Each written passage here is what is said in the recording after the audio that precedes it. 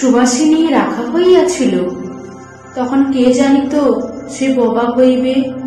তাহার দুটি বড় বোনকে সুকেশিনী ও সুহাসিনী নাম দেওয়া হইয়াছিল। তাই মিলের অনুরোধে তাহার বাপ ছোট মেয়েটির নাম সুহাসিনী রাখে।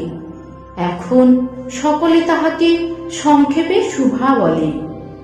দস্তুর মতো অনুসন্ধান ও অর্থ ব্যয়ে বড় দুটি মেয়ের বিবাহ হইয়া গেছে। এখন ছোটটি পিতামাতার নীরব হৃদয় ভারের মতো বিরাজ করিতেছে। যে কথা কয় না সে যে অনুভব করে, ইহা সকলের মনে হয় না। এই জন্য তাহার সাক্ষাতে সকলে তাহার ভবিষ্যৎ সম্বন্ধে দুশ্চিন্তা প্রকাশ করিত। সে যে বিধাতার অভিশাপ রূপে তাহার পিতৃগৃহে আসিয়া জন্মগ্রহণ করিয়াছে, এ কথা সে শিশুকাল হইতে বুঝিয়া লইয়াছিল। তাহার ফল এই হইয়াছিল, সাধারণের দৃষ্টিপথ হইতে সে আপনাকে গোপন করিয়া রাখিতে সর্বদাই চেষ্টা করিত। মনে করিত আমাকে সবাই ভুলিলে বাঁচে। কিন্তু বেদনা কি কেহ কখনো ভুলে? পিতামাতা মনে সে সর্বদাই জাগরুক ছিল। বিশেষত তাহার মা তাহাকে নিজের একটা ত্রুটি স্বরূপ দেখিতেন। কেননা মাতা পুত্র অপেক্ষা কন্যাকে নিজের অংশরূপে দেখেন। কন্যার কোনো অসম্পূর্ণতা দেখিলে সেটা যেন বিশেষ রূপে নিজের লজ্জার কারণ বলিয়া মনে করেন। বরঞ্চ কন্যার পিতা বাণীকণ্ঠ সুভাকে তাহার অন্য মেয়েদের অপেক্ষা যেন একটু বেশি ভালোবাসিতেন। কিন্তু মাতা তাহাকে নিজের গর্ভের কলঙ্ক জ্ঞান করিয়া তাহার প্রতি বড় বিরক্ত ছিলেন। সুভার কথা ছিল না, কিন্তু তাহার সুদীর্ঘ পল্লব বিশিষ্ট বড় বড় দুটি কালো চোখ ছিল এবং তাহার অষ্টাধর ভাবের আভাস মাত্রে কচি কিশলয়ের মতো কাঁপিয়া উঠিত। কোথায় আমরা যে ভাব প্রকাশ করি সেটা আমাদিগকে অনেকটা নিজের চেষ্টায় গড়িয়া লইতে হয়, কতকটা তর্জমা করার মতো। সকল সময়ে ঠিক হয় না, ক্ষমতা অভাবে অনেক সময়ে ভুলও হয়। কিন্তু কালো চোখকে কিছু তর্জমা করিতে হয় না। মন আপনি তাহার উপরে ছায়া ফেলে, ভাব আপনি তাহার উপরে কখনো প্রসারিত, কখনো মুদিত হয়, কখনো উজ্জ্বল ভাবে জ্বলিয়া ওঠে, কখনো ম্লান ভাবে নিভিয়া আসে, কখনো অস্তমান চন্দ্রের মতো অনিমেষ ভাবে চাহিয়া থাকে, কখনো দ্রুত চঞ্চল বিদ্যুতের মতো দিক বিদিকে ঠিকরিয়া ওঠে। মুখের ভাব বই আজন্মকাল, যাহার অন্য ভাষা নাই। তাহার চোখের ভাষা অসীম উদার এবং অতল স্পর্শ গভীর, অনেকটা স্বচ্ছ আকাশের মতো। উদয়স্ত এবং ছায়ালোকের নিস্তব্ধ রঙ্গভূমি। এই বাক্যহীন মনুষ্যের মধ্যে বৃহৎ প্রকৃতির মতো একটা বিজন মহত্ব আছে। এই জন্য সাধারণ বালক বালিকারা তাহাকে এক প্রকার ভয় করিত, তাহার সহিত খেলা করিত না। সে নির্জন দ্বিপ্রহরের মতো শব্দহীন এবং সঙ্গীহীন। গ্রামের নাম চণ্ডীপুর। নদীটি বাংলাদেশের একটি ছোট নদী। গৃহস্থ ঘরে মেয়েটির মতো বহুদূর পর্যন্ত তাহার প্রসার নহে। নির্লসা তন্নি নদীটি আপন কুলরক্ষা করিয়া কাজ করিয়া যায়। দুই ধারের গ্রামের সকলেরই সঙ্গে তাহার যেন একটা না একটা সম্পর্ক আছে। দুই ধারে লোকালয় এবং তরু ছায়া ঘন উচ্চতর। নিম্নতল দিয়া গ্রামলক্ষ্মী স্রোতস্বিনী আত্মবিস্মৃত দ্রুত পদক্ষেপে প্রফুল্ল হৃদয়ে আপনার অসংখ্য কল্যাণ কার্যে চলিয়াছি। বাণীকণ্ঠের ঘর নদীর একেবারে ওপরে। তাহার বাখারির বেড়া, আট চালা, গোয়াল ঘর, ঢেকিশালা, ঘরের স্তূপ, তেঁতুল তলা, আম কাঁঠাল এবং কলার বাগান নৌকাবাহী মাত্রেরই দৃষ্টি আকর্ষণ করে। এই গার্হস্থ্য সচ্ছলতার মধ্যে বোবা মেয়েটি কাহারও নজরে পড়ে কিনা জানি না, কিন্তু কাজকর্মে যখনই অবসর পায় তখনই সে এই নদী তীরে আসিয়া বসে। প্রকৃতি যেন তাহার ভাষার অভাব পূরণ করিয়া দেয়, যেন তাহার হইয়া কথা কয়। নদীর কলধ্বনি, লোকের কোলাহল, মাঝির গান, পাখির ডাক, তরুর মর্মর সমস্ত মিশিয়া চারিদিকে চলাফেরা আন্দোলন কম্পনের সহিত এক হইয়া সমুদ্রে তরঙ্গ রাশির ন্যায় বালিকার চির নিস্তব্ধ হৃদয় উপকূলের নিকটে আসিয়া ভাঙিয়া ভাঙিয়া পড়ে। প্রকৃতির এই বিবিধ শব্দ এবং বিচিত্র গতি, ইহাও বোবার ভাষা। বড় বড় চক্ষু পল্লব বিশিষ্ট শোভার যে ভাষা, তাহারই একটা বিশ্বব্যাপী বিস্তার। ঝিল্লির রব পূর্ণ তৃণভূমি হইতে শব্দাতীত নক্ষত্র লোক পর্যন্ত কেবল ইঙ্গিত, ভঙ্গি, সঙ্গীত, ক্রন্দন এবং দীর্ঘ নিঃশ্বাস। এবং মধ্যাহ্নে যখন মাঝিরা জেলেরা খাইতে যাইত, গৃহস্থেরা ঘুমাইত, পাখিরা ডাকিত না, খেয়া নৌকা বন্ধ থাকিত, স্বজন জগৎ সমস্ত কাজকর্মের মাঝখানে সহসা থামিয়া গিয়া ভয়ানক বিজন মূর্তি ধারণ করিত। তখন রুদ্র মহাকাশের তলে কেবল একটি বোবা প্রকৃতি এবং একটি বোবা মেয়ে মুখোমুখি চুপ করিয়া বসিয়া থাকিত, একজন সুবিস্তীর্ণ রৌদ্রে আর একজন ক্ষুদ্র তরু ছায়ায়। শোভার যে গুটিকত অন্তরঙ্গ বন্ধুর দল ছিল না তাহা নহে। গোয়ালের দুটি গাভী, তাহাদের নাম সর্বশী ও পাঙ্গুলি। সে নাম বালিকার মুখে তাহারা কখনো শোনে নাই, কিন্তু তাহার পদশব্দ তাহারা চিনত। তাহার কথাহীন একটা করুণ সুর ছিল, তাহার মর্ম তাহারা ভাষার অপেক্ষা সহজেই বুঝিত। শুভা কখনো তাহাদের আদর করিতেছে, কখন তাহা ভৎসনা করিতেছে, কখন মিনতি করিতেছে, তাহারা মানুষের অপেক্ষা ভালো বুঝিতে পারিত। শুভা গোয়ালে ঢুকিয়া দুই বাহুর দ্বারা সর্বশীর গ্রীবা বেষ্টন করিয়া তাহার কানের কাছে আপনার গণ্ডদেশ ঘর্ষণ করিত এবং পাঙ্গুলি স্নিগ্ধ দৃষ্টিতে তাহার প্রতি নিরীক্ষণ করিয়া তাহার গা চাপিত। বালিকা দিনের মধ্যে নিয়মিত 3 বার করিয়া গোয়াল ঘরে যাইত। তাহা ছাড়া অনিয়মিত আগমনও ছিল। গৃহে যেদিন কোনো কঠিন কথা শুনিত, সেদিন সে অসময়ে তাহার এই মুখ বন্ধু দুটির কাছে আসিত। তাহার সহিষ্ণুতা পরিপূর্ণ বিষাদ শান্ত দৃষ্টিপাত হইতে তাহারা কি একটা অন্ধ অনুমান শক্তির দ্বারা বালিকার মর্ম বেদনা যেন বুঝিতে পারিত এবং শুভার গা ঘষিয়া আসিয়া অল্পে অল্পে তাহার বাহুতে সিং ঘষিয়া ঘষিয়া তাহাকে নির্বাক ব্যাকুলতার সহিত সান্ত্বনা দিতে চেষ্টা করিত। ইহারা ছাড়া ছাগল এবং বিড়াল শাবকও ছিল, কিন্তু তাহাদের সহিত শুভার এরূপ সমকক্ষ ভাবে মৈত্রী ছিল না। তথাপি তাহারা যথেষ্ট আনুগত্য প্রকাশ করিত। বিড়াল শিশুটি দিনে এবং রাত্রে যখন তখন শুভার গরম কোলটি নিঃসংকোচে অধিকার করিয়া সুখ নিদ্রার আয়োজন করিত এবং শুভা তাহার গ্রীবা ও পৃষ্ঠে কমল আঙ্গুলি বুলাইয়া দিলে যে তাহার নিদ্রাকর্ষণের বিশেষ সহায়তা হয়, ইঙ্গিতে এরূপ অভিপ্রায় প্রকাশ করিত। উন্নত শ্রেণীর জীবের মধ্যে শুভার আরও একটি সঙ্গী জুটিয়াছিল, কিন্তু তাহার সহিত বালিকার ঠিক কিরূপ সম্পর্ক ছিল তাহা নির্ণয় করা কঠিন, কারণ সে ভাষা বিশিষ্ট জীব, সুতরাং উভয়ের মধ্যে সমভাষা ছিল না।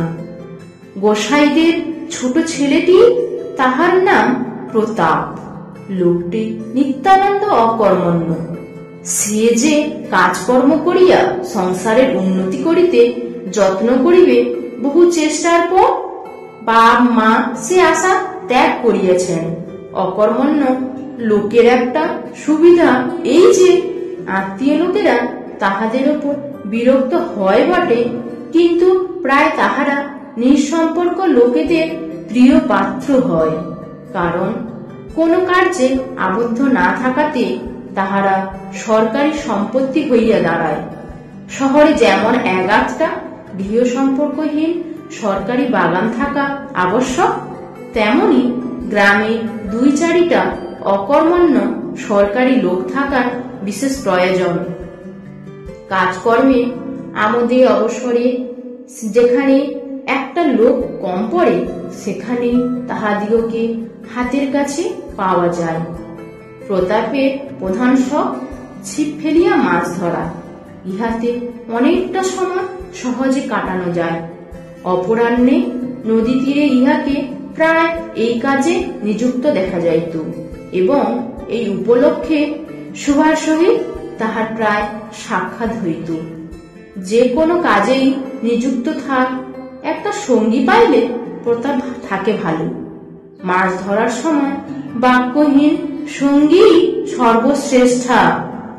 এই জন্য প্রতাপ সুভার মর্যাদা বুঝিত। এই জন্য সকলেই সুভাকে সুভা বলিত। প্রতাপ আর একটু অতিরিক্ত আদর সংযোগ করিয়া সুভাকে সু বলিয়া ডাকিত। সুভা তেঁতুল তলায় বসিয়া থাকিত, এবং প্রতাপ অনতি দূরে মাটিতে ছিপ ফেলিয়া জলের দিকে চাহিয়া থাকিত। প্রতাপের একটি করিয়া পান বরাদ্দ ছিল। সুভা তাহা নিজে সাজিয়া আনিত, এবং বোধ করি অনেকক্ষণ বসিয়া বসিয়া চাহিয়া চাহিয়া ইচ্ছা করিত প্রতাপের কোনো একটা বিশেষ সাহায্য করিতে, একটা কোনো কাজে লাগিতে, কোনো মতে জানাইয়া দিতে যে এই পৃথিবীতে সেও একজন কম প্রয়োজনীয় লোক নহে, কিন্তু কিছুই করিবার ছিল না। তখন সে মনে মনে বিধাতার কাছে অলৌকিক ক্ষমতা প্রার্থনা করিত। মন্ত্র বলে সহসা এমন একটা আশ্চর্য কাণ্ড ঘটাইতে ইচ্ছা করিত, যাহা দেখিয়া প্রতাপ আশ্চর্য হইয়া যাইত। বলিত, তাই তো, আমাদের সুভীর যে এত ক্ষমতা, তাহা তো জানিতাম না।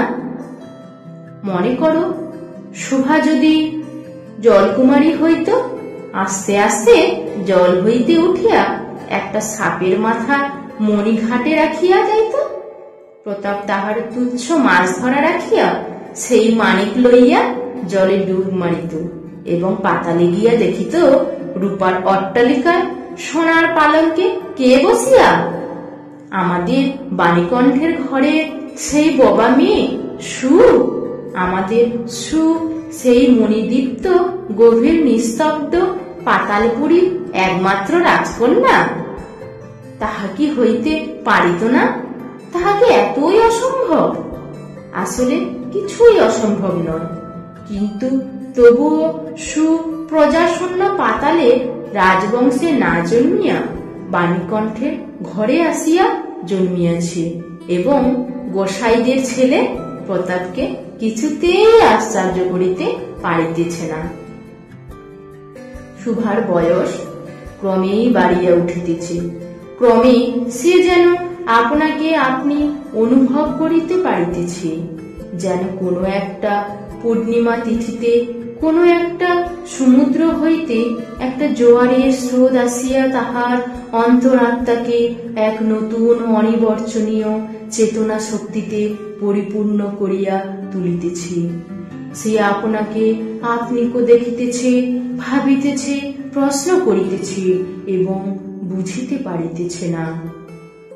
গভীর পূর্ণিমা রাত্রে সে এক একদিন ধীরে শয়ন গৃহের দ্বার খুলিয়া ভয়ে ভয়ে মুখ বাড়াইয়া বাহিরের দিকে চাইয়া দেখে।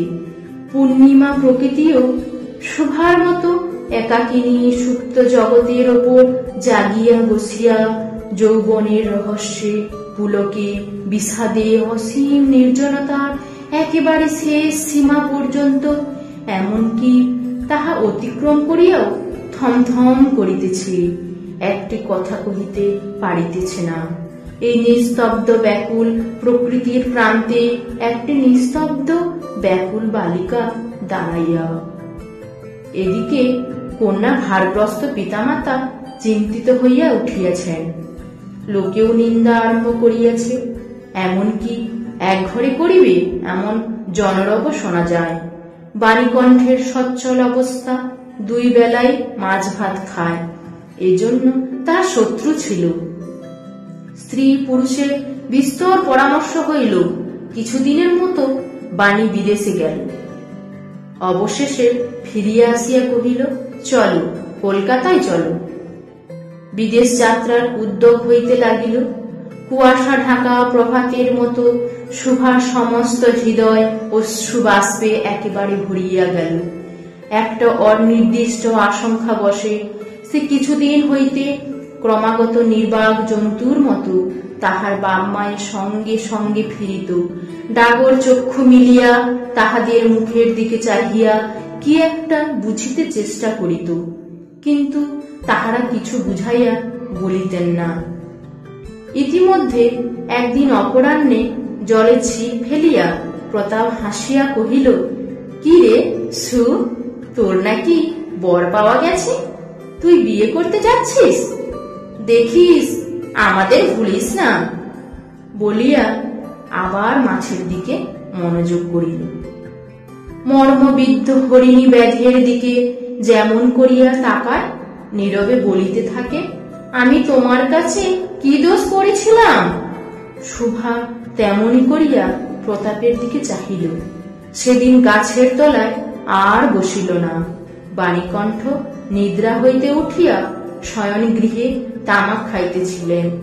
শুভা তাহার পায়ের কাছে বসিয়া তাহার মুখের দিকে চাহিয়া কাঁদিতে লাগিল। অবশেষে তাহাকে সান্ত্বনা দিতে গিয়া বাণীকণ্ঠের শুষ্ক কপালে অশ্রু গড়াইয়া পড়িল। কাল কলকাতায় যাইবার দিন স্থির হইয়াছে।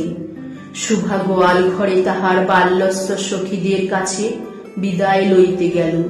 তাহাদিগকে স্বহস্তে খাইয়া গলা ধরিয়া একবার দুই চোখে যত পারি কথা ভরিয়া তাহাদের মুখের দিকে চাহিল। দুই নেত্র পল্লব হইতে টপ টপ করিয়া অশ্রু জল পড়িতে লাগিল। সেদিন শুক্লা দ্বাদশী রাত্রি।